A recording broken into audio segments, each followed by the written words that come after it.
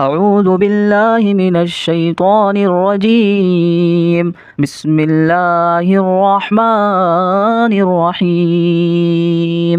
إذا وقعت الواقعة ليس لوقعتها كاذبة خافضة رافعة إذا رجت الأرض رجا وبست الجبال بسا فكانت هباء منبثا وكنتم أزواجا ثلاثة فأصحاب الميمنة ما أصحاب الميمنة وأصحاب المشأمة ما أصحاب المشأمة والسابقون السابقون أولئك المقربون في جنات النعيم ثلة من الأولين وقليل من الآخرين على سرر موزونة متكئين عليها متقابلين يطوف عليهم بلدان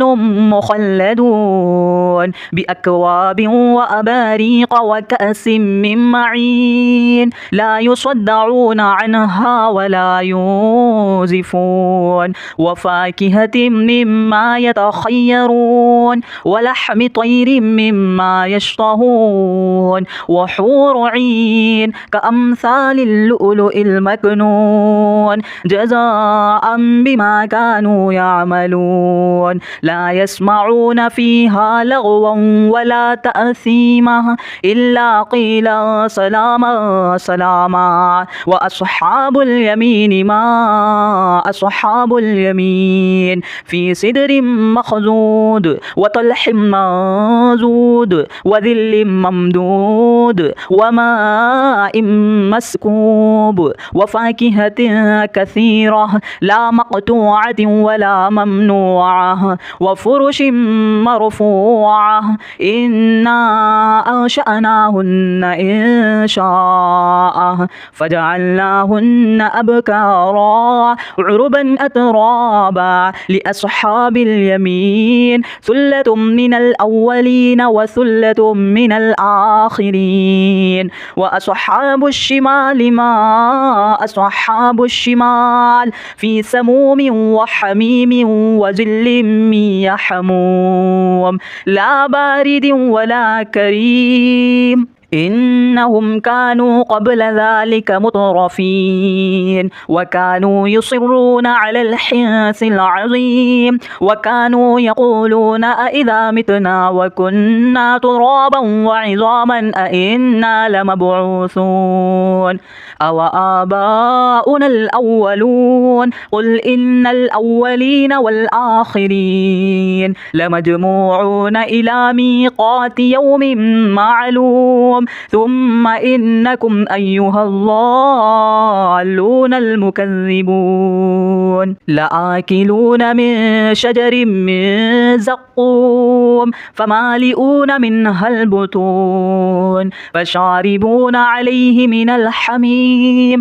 فشاربون شرب الهيم هذا نزلهم يوم الدين نحن خلقناكم فلولا تصدقون أفرأيتم ما تمنون أأنتم تخلقونه أم نحن الخالقون نحن قدرنا بينكم الموت وما نحن بمسبوقين على أن نبدل أمثالكم وننشئكم فيما لا تعلمون ولقد علمتم النشأة الأولى فلولا تذكرون أفرأيتم ما تحرثون أأنتم تزرعونه أم نحن الزارعون لو نشاء لجعلناه حطاما فظلتم تفكهون إنا لمغرمون بل نحن محرومون أفرأيتم الماء الذي تشربون أأنتم أنزلتموه من المزن أم نحن المنزلون لو نشاء جعلناه أجاجا فلولا تشكرون أفرأيتم النار التي تورون أأنتم أنشأتم شجرتها أم نحن المنشئون نحن جعلناها تذكرة ومتاعا للمقوين فسبح باسم ربك العظيم فلا أقسم بمواقع النجوم وإنه لقسم لو تعلمون عظيم إنه لقرآن كريم في كتاب مكنون لا يمسه إلا المطهرون تنزيل من رب العالمين أفبهذا الحديث أنتم مدهنون وتجعلون رزقكم أنكم تكذبون فلولا إذا بلغت الحلقوم وأنتم حينئذ تنظرون ونحن أقرب إليه منكم ولكن لا تبصرون فلولا إن كنتم غير مدينين ترجعونها إن كنتم صادقين فأما